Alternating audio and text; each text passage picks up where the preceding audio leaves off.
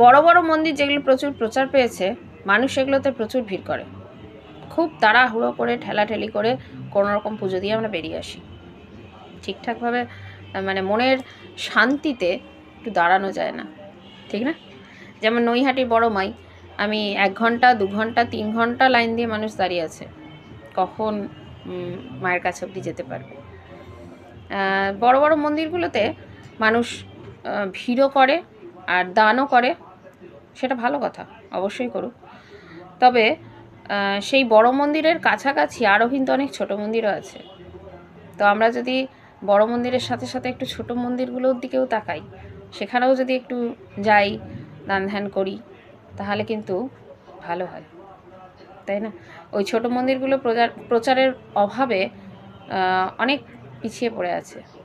যেমন এই নৈহাটি বললাম, বিশাল বড় মন্দিরে প্রচুর ভিড়।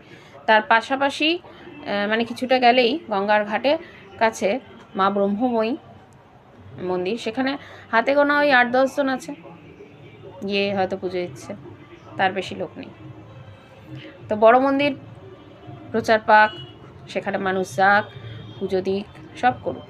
তার সাথে সাথে ছোট মন্দিরগুলোতেও একটু যদি যাই আমরা, খুব ভালো হবে। ছোট মন্দিরগুলোতে কিন্তু আমরা মনের আনন্দে বেশ কিছুক্ষণ বসে থেকে শান্তিতে, মানে মন্দিরে গেলে আমরা যে শান্তিটা পাই আর কি, ওটার জন্যই তো বেশি যাই।